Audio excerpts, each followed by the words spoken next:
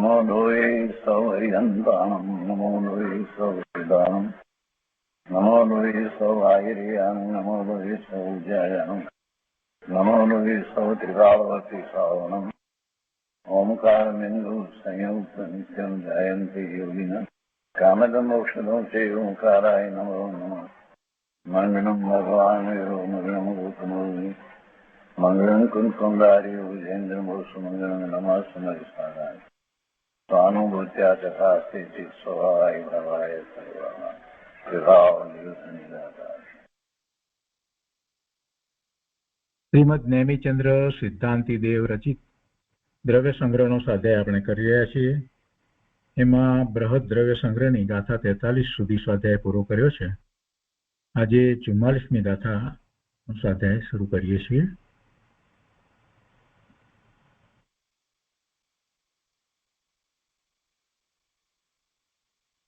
દ્રવ્ય સંગ્રહમાં ગાથા 44ના શીર્ષકમાં કહે છે કે દર્શન અને જ્ઞાનની ઉત્પત્તિ થવામાં નિયમ.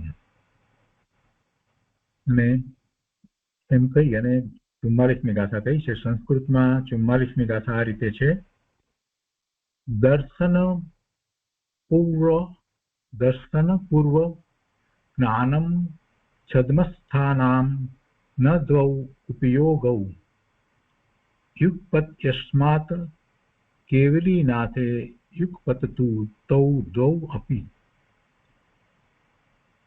હિન્દીમાં ગાથા છે: છદ્મસ્થાકૈ ક્રમતૈ જાન પહલૈ દર્શન પીછૈ જ્ઞાન દો ઉપયોગ ન એકૈ કાલ કેવલ જ્ઞાની યુગપત ભાલ. અહીંયા સંસ્કૃત ગાથાના અનુવાદમાં કહે છે કે છદ્મસ્થાનામ દર્શન પૂર્વૈ જ્ઞાનમ, અલ્પ જ્ઞાનીઓને, છદ્મસનો અર્થ અહીંયા કયો છે અલ્પ જ્ઞાનીઓને દર્શન પૂર્વક જ્ઞાન હોય છે. યસ્માત તે કારણથી દૌ ઉપયોગૌ યુગપત ન, એટલે તે કારણથી બે ઉપયોગ એકી સાથે હોતા નથી. તું કેવલી નાથે તૌ દ્વૌ અપી યુગપત, પરંતુ કેવળી ભગવાનને તે બંને ઉપયોગો એકી સાથે હોય છે. અલ્પ જ્ઞાનીઓને દર્શનપૂર્વક જ્ઞાન હોય છે. દરેક શબ્દ મહત્વનો છે. દર્શનપૂર્વક જ્ઞાન હોય છે એમ અહીંયા કહ્યું છે. અને એ વાત ઉપર પૂજ્ય બ્રહ્મદેવજીએ ટીકામાં ઘણો વિસ્તાર કર્યો છે. આપણે સામાન્ય જે સમજીએ છીએ કે છદ્મસ્થને પહેલા દર્શન ઉપયોગ અને પછી જ્ઞાન ઉપયોગ જે વાત કરીએ છીએ, પણ એને ખૂબ સારી રીતે સમજવાની છે. અને અહીંયા શબ્દ શું મૂક્યો છે? દર્શનપૂર્વક એમ શબ્દ મૂક્યો છે. દર્શનપૂર્વક જ્ઞાન હોય છે. અને તે કારણથી બે ઉપયોગ એકી સાથે હોતા નથી. એ તો એક વાત સાથે આવી, પણ દર્શનપૂર્વક જ્ઞાન હોય છે એ વાત મહત્વની છે. બે ઉપયોગ સાથે નથી હોતા એ વાત બરાબર છે, પણ આ વાત મહત્વની છે. અને પછી કહે છે કે પરંતુ કેવળી ભગવાનને તે બંને ઉપયોગો એકી સાથે હોય છે. અહીંયા કોઈ વધારે વિસ્તાર નથી કર્યો. ભાવાર્થમાં માત્ર એટલું જ લખ્યું છે કે અલ્પ જ્ઞાનીઓને, એટલે છદ્મસ્થ, અલ્પ જ્ઞાનીઓને પહેલા દર્શન હોય છે, પછી જ્ઞાન થાય છે. બે ઉપયોગ સાથે હોતા નથી, પણ સર્વજ્ઞ દેવને દર્શન અને જ્ઞાન એ બે ઉપયોગ એકી સાથે હોય છે. આટલી વાત અહીંયા કરી છે. એનો વિસ્તાર કોઈ નથી લખ્યો. હવે પૂજ્ય બ્રહ્મદેવજીએ જે વિસ્તાર કર્યો છે તે આપણે સમજવાનો છે.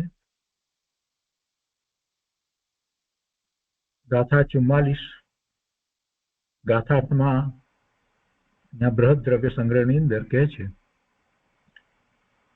કે છદ્મસ્થ જીવોને દર્શનપૂર્વક જ્ઞાન હોય છે, કેમ કે છદ્મસ્થોને જ્ઞાન અને દર્શન એ બંને ઉપયોગ એક સાથે હોતા નથી. કેવળી ભગવાનને જ્ઞાન અને દર્શન એ બંને ઉપયોગ એક સાથે હોય છે. હવે ટીકામાં કહે છે કે દર્શન પૂર્વમ્ણાણમ છદ્મસ્થાણમ એટલે છદ્મસ્થ સંસારી જીવોને સત્તાવલોકન રૂપ દર્શન પૂર્વક જ્ઞાન હોય છે. સત્તા અવલોકન રૂપ દર્શન કહેવામાં આવ્યું એ વાત પહેલા પણ આવી. એ અવલોકન માત્ર છે, સત્તા વસ્તુ જે છે એનું અવલોકન. એ સત્તા અવલોકન રૂપ દર્શન પૂર્વક જ્ઞાન હોય છે. તો કેમ?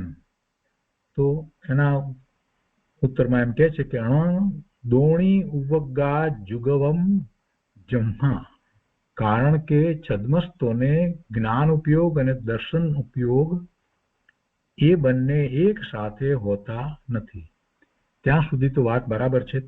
હવે અહીંયા આગળ કહે છે કે કેવલી નાહે જુગવમ તુતે દોવી, કેવળી ભગવાનને જ્ઞાન અને દર્શન ઉપયોગ બંને એક સાથે જ હોય છે. આ સામાન્ય વાત જે હતી પહેલી એ વાત લીધી, ત્યાં સુધીમાં કોઈ આપણને ગૂંચવાડો નથી, બધું સ્પષ્ટ છે. પણ એનો જે વિસ્તાર કર્યો છે એ ખૂબ સમજવા જેવો છે, શાંતિથી સમજવા જેવો વિસ્તાર કર્યો છે. તો વિસ્તાર કરતા કહે છે કે તેનો વિસ્તાર ચક્ષુ આદિ ઇન્દ્રિયોના પોતપોતાના ક્ષયોક્ષમ પ્રમાણે પોતાને યોગ્ય સ્થાનમાં સ્થિત રૂપ આદિ વિષયોનું ગ્રહણ કરવું તે જ સન્નિપાત સંબંધ અથવા સન્નિષ્કર્ષ કહેવાય છે. જે કંઈ છે એને એના વિષયોનું ગ્રહણ કરવું, યોગ્ય સ્થાનમાં એનું એ જ રીતે ગ્રહણ કરવું તેને સન્નિપાત સંબંધ કહેવાય છે. આ દર્શન અને જ્ઞાનનો સંબંધ માટે સન્નિપાત સંબંધની વાત લેવામાં આવી છે. સામાન્ય સંબંધ નથી, એ સન્નિપાત સંબંધ છે. એટલે કે છે ચક્ષુ આદિ ઇન્દ્રિયોના પોતપોતાના ક્ષયોક્ષમ પ્રમાણે, ચક્ષુ આદિ ઇન્દ્રિયોના પોતપોતાના ક્ષયોક્ષમ પ્રમાણે પોતાને યોગ્ય સ્થાનમાં સ્થિત રૂપ આદિ વિષયોનું ગ્રહણ કરવું તે જ સન્નિપાત સંબંધ અથવા તો સનિષ્કર્ષ કહેવાય છે. પછી એનો આગળ વધારે વિસ્તાર આવે છે. પરંતુ હવે કહે છે કે નૈયાયિક મતની જેમ ચક્ષુ આદિ ઇન્દ્રિયોનું જે રૂપ આદિ પોતપોતાના વિષયોની પાસે જવું તેને સન્નિષ્કર્ષ ન કહેવો.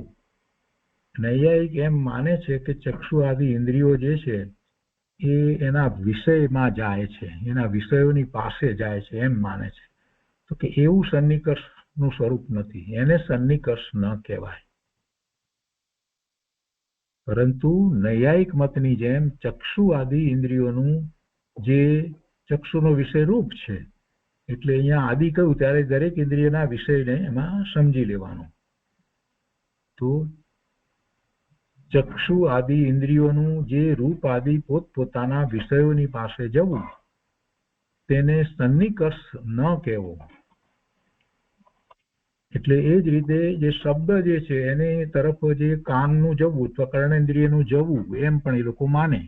એટલે જે વિષય છે એ તરફ ઇન્દ્રિયો જાય છે એવું નૈયાયિકોનું માનવું છે, અને એને એ સન્નિકર્ષ કહે છે.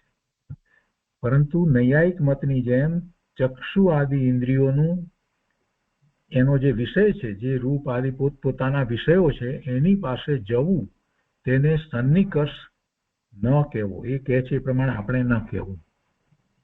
અને આવો સંબંધ જેનું લક્ષણ છે એવા લક્ષણ વાળું નિર્વિકલ્પ સત્તા અવલોકન રૂપ દર્શન છે.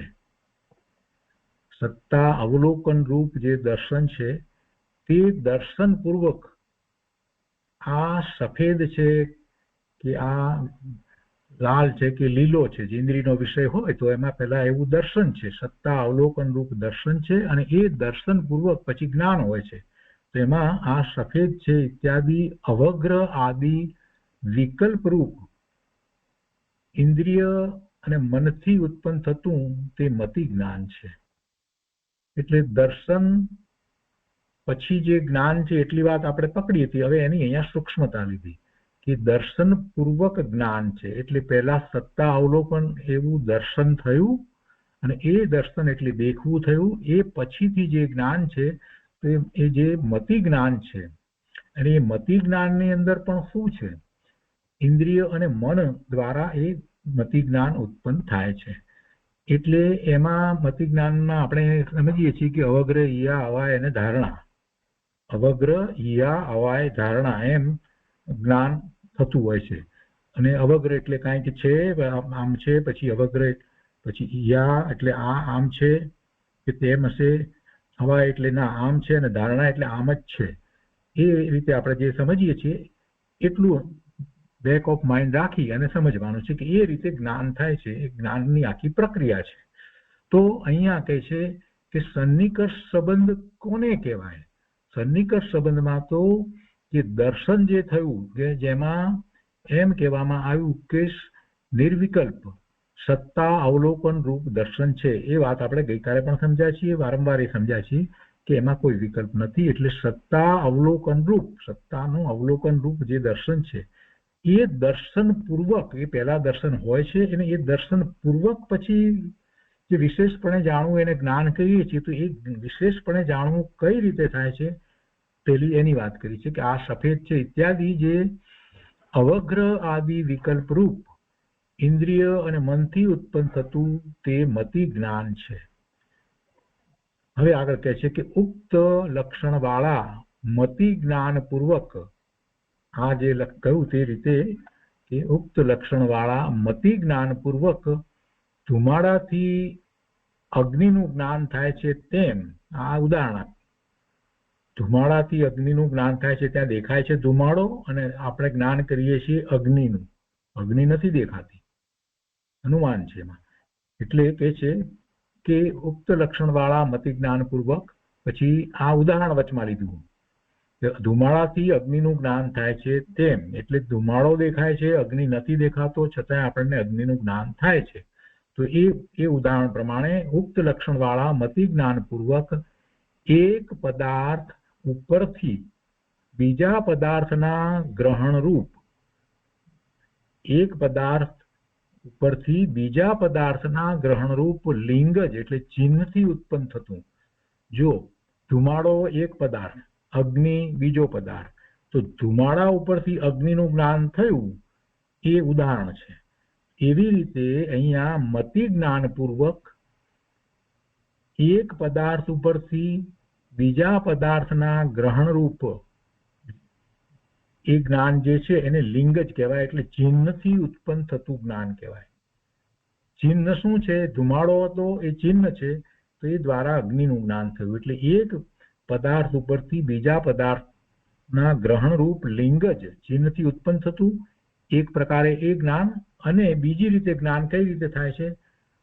એક પદાર્થ ઉપરથી બીજા પદાર્થનું જ્ઞાન જે થયું એ ચિહ્નથી ઉત્પન્ન થતું, એટલે એને લિંગ જ કહેવાય. અને બીજું જ્ઞાન કે ઘટ આદિ શબ્દોના શ્રવણ રૂપ શબ્દ જ, પેલું લિંગ જ હતું અને બીજું જ્ઞાન કઈ રીતે થાય? શબ્દથી થાય. ઘટ આદિ શબ્દોના શ્રવણ રૂપ શબ્દ જ, ઘટ કહેતા આપણને ઘટનું જ્ઞાન થાય એટલે એ શબ્દ જ કહેવાય. અને પેલું જે છે એક પદાર્થ ઉપરથી બીજા પદાર્થનું જ્ઞાન એટલે ચિહ્નથી. એ ધુમાડો છે એ અગ્નિનું ચિહ્ન છે, એટલે એના ઉપરથી અગ્નિનું જ્ઞાન થયું, એટલે એને લિંગ જ કહ્યું. અને હવે બીજું જે જ્ઞાન છે એ શબ્દ દ્વારા થાય. આપણે જે કહીએ છીએ કે શબ્દ જે છે તે વાચક શબ્દ છે અને એ શબ્દનું વાચ્ય હોય છે. વાચક શબ્દ જે છે એ દ્વારા આપણને એનું વાચ્ય શું છે એ ખ્યાલમાં આવે છે.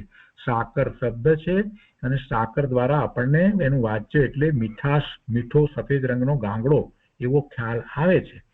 તો એ વાચક અને વાચ્યનો જે સંબંધ છે તો એ શબ્દથી થાય છે. શબ્દની અંદર કઈ નથી, એ પદાર્થ શબ્દમાં તો નથી, એ તો એ વાચક શબ્દ છે. તો એ શબ્દને સાંભળીએ કે વાંચીએ ત્યારે એનું જે જ્ઞાન થાય છે. તો એની વાત બીજી રીતે કરી છે કે ઘટ આદિ શબ્દોના શ્રવણ રૂપ શબ્દ જ એટલે શબ્દથી ઉત્પન્ન થતું. તો એમ બે પ્રકારનું શ્રુત જ્ઞાન છે. શ્રુત જ્ઞાન બે પ્રકારે કઈ રીતે થયું? એક લિંગ જ એટલે ચિહ્ન દ્વારા ઉત્પન્ન થતું, અને બીજું શબ્દ જ એટલે શબ્દ દ્વારા થતું. એ શ્રુત જ્ઞાન છે.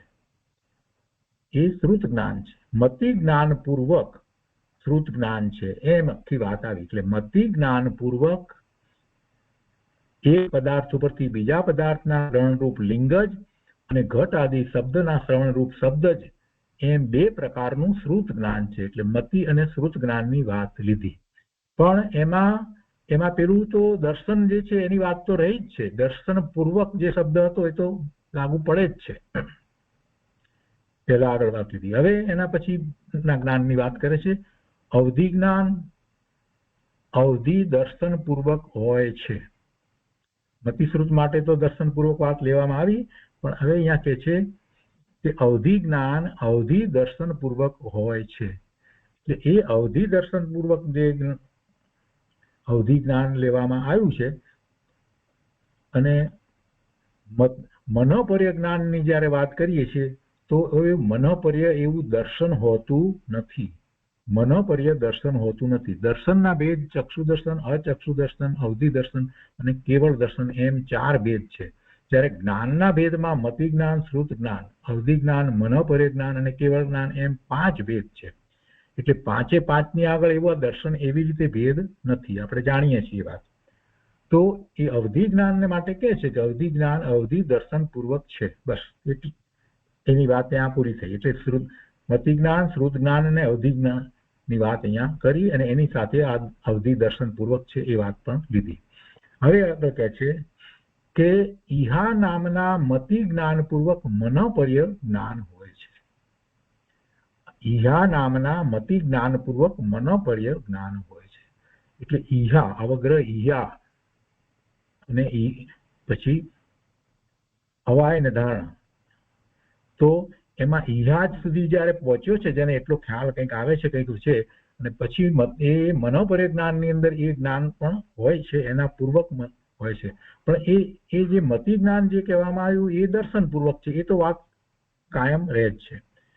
આગળ અહીં શ્રુત જ્ઞાન અને મનોપર્ય જ્ઞાનને ઉત્પન્ન કરનારું અવગ્રહ ઈયા આદિરૂપ, એટલે અવગ્રહ ઈયા અવાય અને ધારણા, 4 કહીએ છીએ એમાં.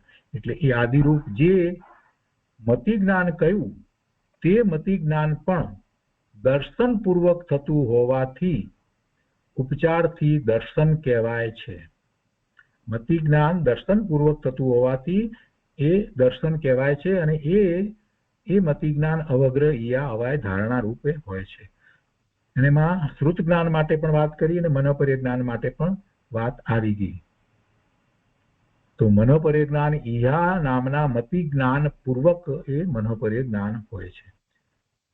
પણ મૂળ વાત અહીંયા પાછી લીધી છે. સંબંધ બતાવો છે ને, સન્નિષ્કર્ષ સંબંધ બતાવો છે ને, એટલે કે છે તો કે તે મતિ જ્ઞાન પણ દર્શન પૂર્વક થતું હોવાથી ઉપચારથી દર્શન કહેવાય છે.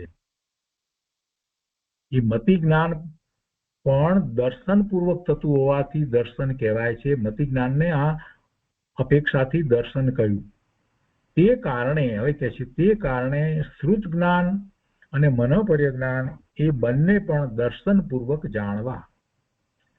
મતિ જ્ઞાન દર્શન પૂર્વક છે, અને મતિ જ્ઞાન ઉપરથી આપણે શ્રુત જ્ઞાનની વાત લીધી, કે મતિ જ્ઞાન ઉપરથી મનોપર્ય જ્ઞાનની વાત લીધી, તો એ બધા ને દર્શન પૂર્વક જાણવા, એ અહીંયા વાત આચાર્ય ભગવાને સિદ્ધ કરી. એ વાતને સિદ્ધ કરી, સૂક્ષ્મતાથી લીધું. દર્શન પૂર્વક જ્ઞાન છે એટલું સામાન્ય કથન છે, એમાં જ્ઞાનના ભેદ પાડી અને દરેકે દરેક જ્ઞાન જે છે એ દર્શન પૂર્વક કઈ રીતે છે એની અહીંયા સ્પષ્ટતા કરી. હવે આગળ કહે છે કે આ રીતે છદ્મસ્થોને આવરણ વાળું ક્ષયોપશમિક જ્ઞાન હોવાથી દર્શન પૂર્વક જ્ઞાન થાય છે. હવે કેવળી ભગવાનની વાત કરે છે કે કેવળી ભગવાનને નિર્વિકાર સ્વસંવેદનથી ઉત્પન્ન નિરાવરણ કોઈ પણ પ્રકારના આવરણ વિના ક્ષયોપશમિક જ્ઞાન હોવાથી મેઘ રહિત સૂર્યના યુગપદ આતાપ અને પ્રકાશની જેમ દર્શન અને જ્ઞાન બંને યુગપદ જ હોય છે એમ જાણવું. અને અહીંયા ઉદાહરણ કેવી રીતે આપ્યું? મેઘ રહિત સૂર્યના યુગપદ આતાપ, એટલે મેઘ નથી, વાદળ નથી, ત્યારે જે સૂર્ય છે તપે છે તો એમાં પ્રકાશ અને તાપ બંને છે, બંને એક સાથે છે. યુગપદ શું છે? આતાપ, એટલે એ તાપ છે, ગરમી છે, અને પ્રકાશ છે, એ બંને સાથે છે. એવી રીતે કેવળી ભગવાનને દર્શન અને જ્ઞાન યુગપદ જ હોય છે એમ જાણવું. હવે એક પ્રશ્ન છે કે છદ્મસ શબ્દનો અર્થ શું છે? એ વાત આવી ગઈ છે, આપણે જાણીએ છીએ.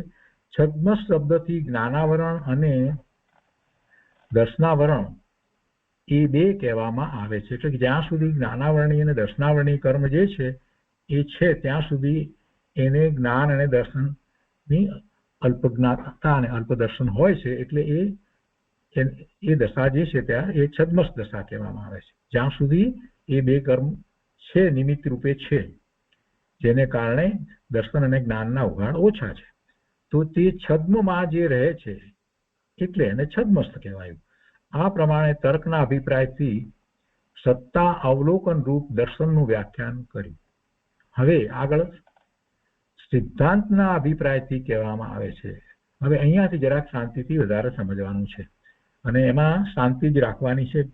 એક અપેક્ષાએ ક્યાંક પ્રશ્ન પણ થશે કે આપણે તો આ રીતે નહોતા સમજતા, પણ જે આચાર્ય ભગવાને જે સમજાવ્યું છે એ સૂક્ષ્મ વાત છે અને સમજવા જેવી વાત છે, અને એ બધી જુદી જુદી અપેક્ષાની વાત જે છે એને એ અપેક્ષાએ આપણે પકડવી પડે. તો હવે સિદ્ધાંતના અભિપ્રાયથી કહેવામાં આવે છે તે આ પ્રમાણે. આ પેલું જે કહેવામાં આવ્યું એ તર્કના અભિપ્રાયથી કહેવાય. તર્ક દ્વારા આપણને દર્શન કહેવામાં આવ્યું, સત્તા અવલોકન રૂપ દર્શન કહેવામાં આવ્યું, અને એની સાથે જ્ઞાનનો સંબંધ કહેવામાં આવ્યો. પણ હવે આગળ સિદ્ધાંતના અભિપ્રાયથી કહેવામાં આવે છે, એમાં કહે છે કે આગળના જ્ઞાનની ઉત્પત્તિ માટે જે પ્રયત્ન, તે રૂપ જે પોતાના આત્માનું પરિચ્છેદન, અવલોકન, તે દર્શન કહેવાય છે. સિદ્ધાંતના અભિપ્રાયથી કહેવામાં આવે છે. શું સિદ્ધાંતના અભિપ્રાયથી કહેવામાં આવે છે?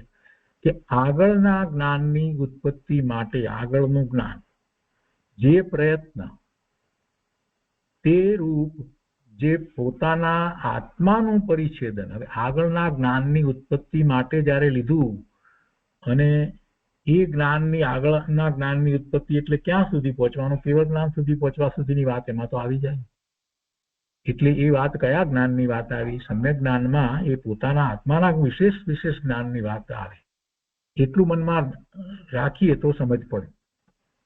આગળના જ્ઞાનની ઉત્પત્તિ માટે જે પ્રયત્ન, તે રૂપ જે પોતાના આત્માનું પરિચ્છેદન, આગળના જ્ઞાન માટે આત્માનું પરિચ્છેદન, આત્માનું વિશેષપણે જાણવું, અવલોકન. પરિચ્છેદનમાં પહેલું તો શું થાય? અવલોકન થાય. પહેલું અવલોકન થાય, આત્માનું પરિચ્છેદન એટલે અવલોકન, તે દર્શન કહેવાય છે. ત્યાર પછી બાહ્ય વિષયમાં વિકલ્પ રૂપે જે પદાર્થનું ગ્રહણ, તે જ્ઞાન છે, એ વાર્તિક છે. એ વાત છે સિદ્ધાંતની. આ વાત છે કે ત્યાર પછી બાહ્ય વિષયમાં વિકલ્પ રૂપે જે પદાર્થનું ગ્રહણ, તે જ્ઞાન છે, એ વાર્તિક છે. અને ઉદાહરણથી સમજાવે છે કે જેમ કોઈ મનુષ્ય પહેલા ઘટ સંબંધી વિકલ્પ કરે છે, ઘટ સંબંધી પહેલા વિકલ્પ કરે છે ને પછી પટનું જ્ઞાન કરવાનું મન થતા તે પટના વિકલ્પ, ઘટના વિકલ્પથી ખસી અને જે સ્વરૂપમાં પ્રયત્ન, અવલોકન, પરિચ્છેદન કરે છે તે દર્શન છે.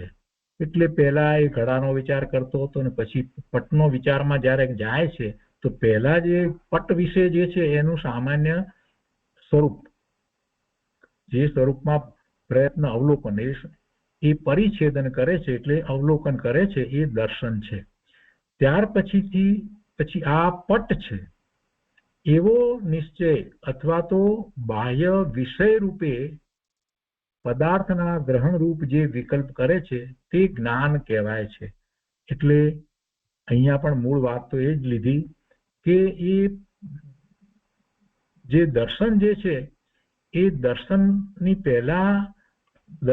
પહેલાની વાત જે લીધી કે બીજા વિષયમાં હતો ત્યાંથી ખસી અને જ્યારે આ નવા વિષયમાં આવ્યો ત્યારે એનું સામાન્ય અવલોકન જે થયું એને, અથવા તો એને પરિચ્છેદન કહીએ, તો તો એ દર્શન છે, અને એ દર્શન પછીથી એ આ છે એવો નિશ્ચય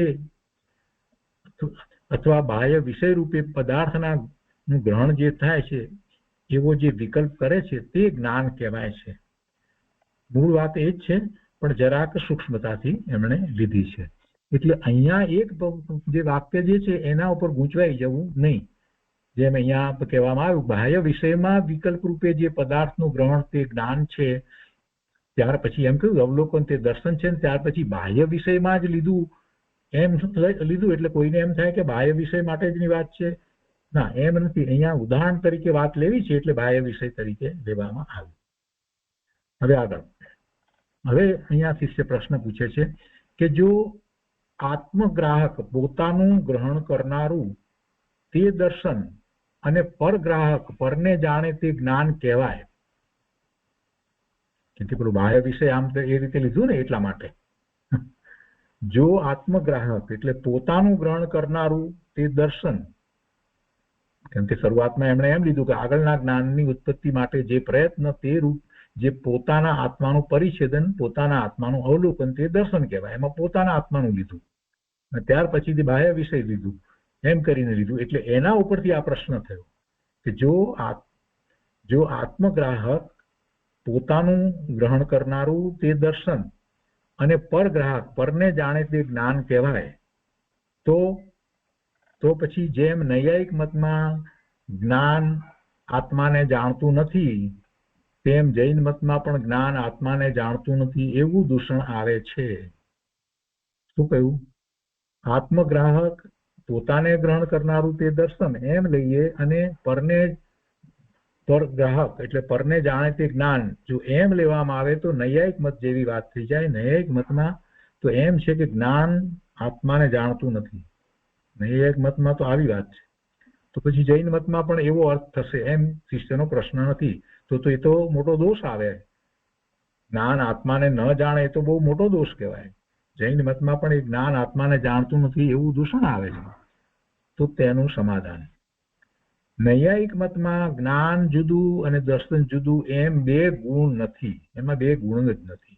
દર્શન અને જ્ઞાન બે ગુણ એવી વાત જ ત્યાં તો નથી. તે કારણે તેમને નૈયાયિકોને આત્માના જ્ઞાનના અભાવરૂપ દોષ આવે છે. એમને આત્માનું જ્ઞાન નથી એવો અભાવરૂપ એમને દોષ છે. જ્યારે જૈન મતમાં તો એવી વાત નથી. પરંતુ જૈન મતમાં તો આત્મા જ્ઞાન ગુણથી પરદ્રવ્યને જાણે છે.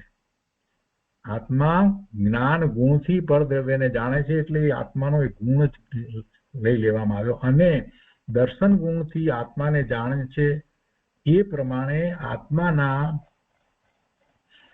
જ્ઞાનના અભાવરૂપ દોષ આવતો નથી. એ દોષ કેમ નથી આવતો? જો આ જગ્યાએ આપણને પ્રશ્ન થાય, આ વાતમાં આપણને એ પ્રશ્ન થાય. એમ જયારે કહે છે કે પરંતુ જૈન મતમાં તો આત્મા એટલે કે જ્ઞાન ગુણથી પરદ્રવ્યને જાણે છે અને દર્શન ગુણથી આત્માને જાણે છે. હવે એ પ્રમાણે આપણે જયારે લઈએ તો આપણને એમ થાય કે જ્ઞાન ગુણથી પરદ્રવ્યને જાણે અને દર્શન ગુણથી આત્માને જાણે, તો આત્માને જ્ઞાન ગુણથી ન જાણે, આવો આપણને પ્રશ્ન થાય. એટલે અહીંયા જરા શાંતિ રાખવાની જરૂર છે, જેની અપેક્ષા આગળ જેમ જેમ આપણે વાંચતા જઈશું તેમ તેમ સમજાતી જશે શું કહેવાનો આશય છે. પણ મૂળ વાત યાદ રાખીએ કે દર્શન પૂર્વક જ્ઞાન છે. જ્યારે એ વાત લીધી, દર્શન પૂર્વકમાં પહેલા જ સમજાવ્યું કે જે મતિ જ્ઞાન અને શ્રુત જ્ઞાન છે એ પણ દર્શન પૂર્વક છે. તો શ્રુત એ જયારે વાત લેવામાં આવી તો એનો વિચાર કરીએ તો આપણને એ વાત તો ખ્યાલમાં આવે છે કે એ દર્શન પૂર્વક જયારે જ્ઞાન કહેવામાં આવ્યું છે તો પરદ્રવ્યમાં પણ એ દર્શન પૂર્વક તો વાત આવી જ જાય છે. એટલે એમ નથી કે પરદ્રવ્યને એ દર્શન વિના એટલે સામાન્ય અવલોકન વિના જાણે છે એવો કોઈ એનો અર્થ થતો નથી. પણ બીજો પ્રશ્ન અંતરમાં એક ઉભો થાય અહીંયા આપણને કે આત્મા જ્ઞાન ગુણથી પરદ્રવ્યને જાણે છે તો શું સ્વદ્રવ્યને નથી જાણતો? ના, એવો પ્રશ્ન પણ ઉત્પન્ન ન થવો જોઈએ. કેમ કે શરૂઆતમાં જે વાત કરી કે જ્ઞાનને વિશેષ જાણવા માટે એમ કહ્યું ને જયારે કે આગળના જ્ઞાનની ઉત્પત્તિ માટે જે પ્રયત્ન તે રૂપ જે પોતાના આત્માનું પરિચ્છેદન અવલોકન દર્શન કહેવાય છે. એટલે આગળનું જ્ઞાન એટલે એ આત્માનું જ્ઞાન. કેમ કે આગળના જ્ઞાન માટે તો એને આત્માનું પરિચ્છેદન લીધું, આત્માનું અવલોકન કર્યું, એટલે એ જ્ઞાન પણ આત્માને જાણે જ છે. એ વાત અહીંયા પહેલા કહેવાઈ ગઈ છે. જો આ રીતે સમજીએ તો બરાબર છે, નહીતર ખાલી ફક્ત એટલી લીટીને શબ્દને જ પકડવા જઈશું તો ભૂલ થવાનો સંભવ રહે છે. કોઈ એટલી લીટી પકડીને કે જો અહીંયા તો એમ કહ્યું છે જૈન મતમાં તો આત્મા જ્ઞાન ગુણથી પરદ્રવ્યને જાણે છે અને દર્શન ગુણથી આત્માને જાણે છે. ના, એમ લેવાનું નથી. એટલે આ સ્પષ્ટતા કરી. મૂળ વાતને, આખી વાતને પકડવાની છે. તો કે છે કે એ પ્રમાણે આત્માના જ્ઞાનના અભાવરૂપ દોષ આવતો નથી. અહીંયા તો નૈયાયિક સાથેની વાત લીધી છે. અહીંયા આત્માને એવો કોઈ દોષ આવતો નથી. જૈન દર્શનમાં એવો કોઈ દોષ આવતો નથી. ફરી પાછું એને વધારે સમજાવે છે કે એ દોષ કેમ નથી આવતો.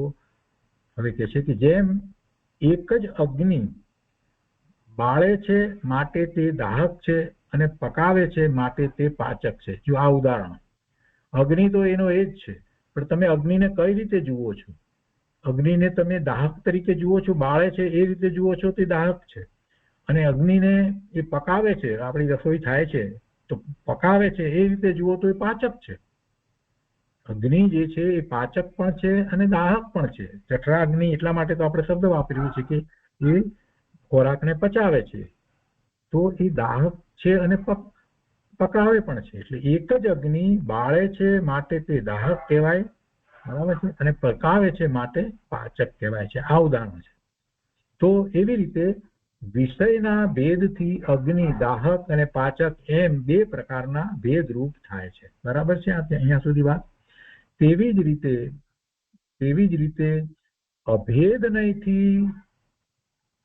નયથી ચૈતન્ય એક જ હોવા છતાં ભેદ નયની વિવક્ષામાં જ્યારે આત્માનું ગ્રહણ કરવા પ્રવૃત્ત થાય છે ત્યારે તેને દર્શન એવું નામ મળે છે, અને પછી જ્યારે પદાર્થનું ગ્રહણ કરવાને પ્રવૃત્ત થાય છે ત્યારે તેને જ્ઞાન સંજ્ઞા મળે છે. એ રીતે વિષયના ભેદથી ચૈતન્યના બે ભેદ થાય છે. હવે પાછું મૂળ વાત યાદ કરવાની કે જ્ઞાન અને દર્શન શું છે? તો કે એ તો ચેતના છે. એ ચેતનાના જ બે ભાગ છે. જ્ઞાન, દર્શન, ચેતના કહીએ છીએ. ચિત્તી શક્તિના બે ભાગ, જ્ઞપ્તિ શક્તિ અને દશી શક્તિ. પહેલી ચિત્તી શક્તિ લઈને પછી બે શક્તિની વાત કરવામાં આવી છે. અને એ જ રીતે ચૈતન્ય પણ છે, ચેતના છે. તો ચેતના કઈ રીતે છે?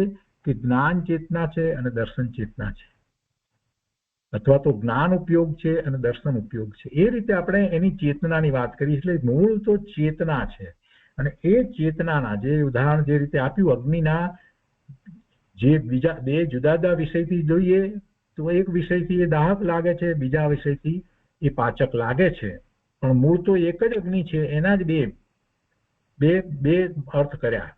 તો એવી રીતે એમ બે પ્રકારના ભેદરૂપ જ્યાં થાય છે, તો અહીંયા પેલા અભેદ નહીંથી જેને આપણે ચૈતન્ય કહીએ છીએ, એ ચૈતન્ય પણ એક જ છે, છતાં એના બે ભેદ પાડી અને દર્શન અને જ્ઞાન એવા ભેદ પાડીએ છીએ. તો એમાં પણ વિષય ફરે છે, જુદો થાય છે. કેવી રીતે થાય છે એ વાત અહીંયા સમજીએ. એક જ હોવા છતાં ભેદ નહીંની વિવક્ષામાં જ્યારે આત્માનું ગ્રહણ કરવા પ્રવૃત્ત થાય છે, આત્માનું ગ્રહણ કરવા પ્રવૃત્ત થાય છે ત્યારે તેને દર્શન એવું નામ મળે છે. અને પછી જ્યારે પરપદાર્થનું ગ્રહણ કરવાને પ્રવૃત્ત થાય છે ત્યારે તેને જ્ઞાન સંજ્ઞા મળે છે. એ રીતે વિષયના ભેદથી ચૈતન્યના બે ભેદ થાય છે. વિશેષ એ છે કે જો દર્શનને સામાન્યનું ગ્રાહક, આપણે એક વ્યાખ્યા એ રીતે સમજ્યા છીએ કે દર્શન એટલે સામાન્યને ગ્રહે, અને જ્ઞાનને વિશેષનું ગ્રાહક એમ કહેવામાં આવે તો જ્ઞાનને પ્રમાણપણું પ્રાપ્ત થતું નથી. આ વાત એટલા માટે લીધી જે અહીંયા જે ઉપર વાત એ કરવામાં આવી કે પેલું આત્માનું ગ્રહણ કરવા પ્રવૃત્ત થાય છે તો એને દર્શન નામ મળે છે, જ્યારે પરપદાર્થનું ગ્રહણ કરવા પ્રવૃત્ત થાય ત્યારે એને જ્ઞાન નામ મળે છે, જ્ઞાન સંજ્ઞા મળે છે. ત્યારે આપણને જે જરાક પ્રશ્ન અંદરમાં થાય તો એની અહીંયા વાત આગળ એ રીતે લેવામાં આવી છે. ભેદ થી ચૈતન્યના બે ભેદ કરીને કહ્યું. પણ અહીંયા બીજી વાત શા માટે લેવામાં આવી છે એનું કારણ છે કે જ્યારે આપણે જો એક જ એકાંત એમ પકડી લઈએ કે દર્શન છે એ સામાન્યનું ગ્રાહક અને જ્ઞાન છે તે વિશેષનું ગ્રાહક, બરાબર, આમ જ પકડ્યું આપણે. તો આમ પકડીએ તો શું થાય? તો જ્ઞાન એ જ્ઞાનનું પ્રમાણપણું પ્રાપ્ત નથી થતું. જ્ઞાનનું પ્રમાણપણું પ્રાપ્ત એમાં નથી થતું, કેમ કે જે સામાન્ય અને વિશેષ બંનેને ગ્રહે તો પ્રમાણ કહેવાય. પ્રમાણ ક્યારે કહેવાય? બંનેને ગ્રહે તો પ્રમાણ થાય.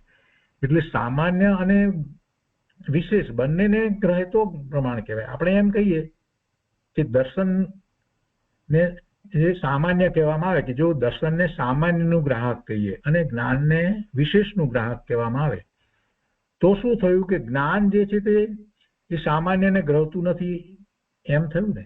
તો સામાન્યને જો જ્ઞાન ન ગ્રહે અને માત્ર વિશેષને જ ગ્રહે એમ જો લેવા જઈશું તો જ્ઞાનનું પ્રમાણપણું પ્રાપ્ત થતું નથી. એટલે જ્ઞાન સામાન્ય અને વિશેષ બંનેને ગ્રહે છે એવી વાત અહીંયા હવે લાવી રહ્યા છે. પ્રશ્ન સમજાયો અહીંયા પહેલા તો, કે જો દર્શનને સામાન્યનું ગ્રાહક અને જ્ઞાનને વિશેષનું ગ્રાહક કહેવામાં આવે તો એને એકાંતે ન લેવાય. આપણે એ સમજ્યા છીએ, બરાબર છે, છતાં પણ તો જ્ઞાનને પ્રમાણપણું પ્રાપ્ત થતું નથી.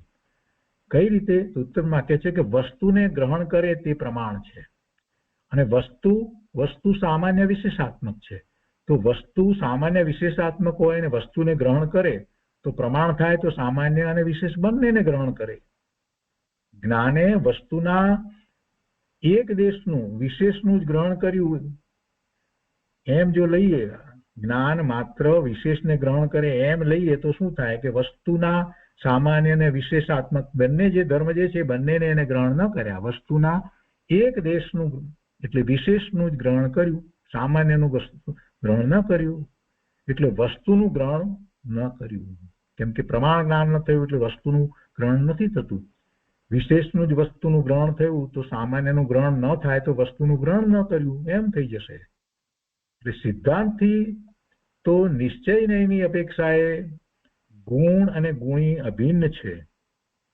હવે આ બીજી સાથે દલીલ ઉમેરી છે અહીંયા કે આપણે પણ એ જાણીએ છીએ કે ગુણ ગુણીનો ભેદ તો છે જ નહીં, કે બધા ગુણો જુદું જુદું અંદર રહી અને જુદી જુદી રીતે એવું નથી. આખું એક વસ્તુ છે, અખંડ અભેદ વસ્તુ છે ને એક સાથે બધા ગુણો પ્રવર્તી રહ્યા છે, પરિણમી રહ્યા છે. એટલે ગુણ ગુણીનો ભેદ છે નહીં એ વાતને નિશ્ચયથી આપણે પકડીએ છીએ. વ્યવહારથી આપણે સમજવા માટે ગુણ ગુણીનો ભેદ પાડીએ છીએ. એટલે સિદ્ધાંતથી તો નિશ્ચયની અપેક્ષાએ ગુણ અને ગુણી અભિન્ન છે, ભિન્ન નથી. તેથી સંશય, વિમોહ અને વિભ્રમ વિના વસ્તુનું જે જ્ઞાન તે જ્ઞાન સ્વરૂપ આત્મા જ પ્રમાણ છે. પેલું કહ્યું ને, વસ્તુનું ગ્રહણ કરીએ, વિશેષ અને સામાન્ય બંનેથી વસ્તુનું ગ્રહણ કરવામાં આવે ત્યારે વસ્તુનું ગ્રહણ કર્યું કહેવાય, એ પ્રમાણ જ્ઞાન કર્યું કહેવાય. હવે એ જ્ઞાનનો અહીંયા જરાક વિચાર કરીએ તો એવું કે જેમાં સંશય નથી, વિમોહ નથી, વિભ્રમ નથી, એવું વસ્તુનું જે જ્ઞાન તે જ્ઞાન સ્વરૂપ આત્મા જ ખરેખર તો પ્રમાણ છે.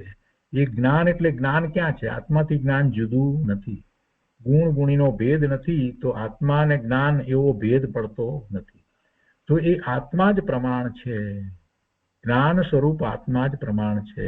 અને એને માટે પણ એક ઉદાહરણ આપીને વધારે સ્પષ્ટ કરે છે કે તે દીપકની જેમ સ્વ અને પરના સામાન્ય અને વિશેષને જાણે છે. દીપક શું કરે છે? દીપક પ્રકાશે છે, એટલે પોતાને પણ પ્રકાશે છે. દીવા દ્વારા આપણને દીવો છે એમ પણ ખ્યાલ આવે છે, અને દીવાના પ્રકાશમાં બીજું જે છે એ પર એને પણ એ પ્રકાશે છે. એટલે દીપક પોતાને અને પરને બંનેને પ્રકાશે છે.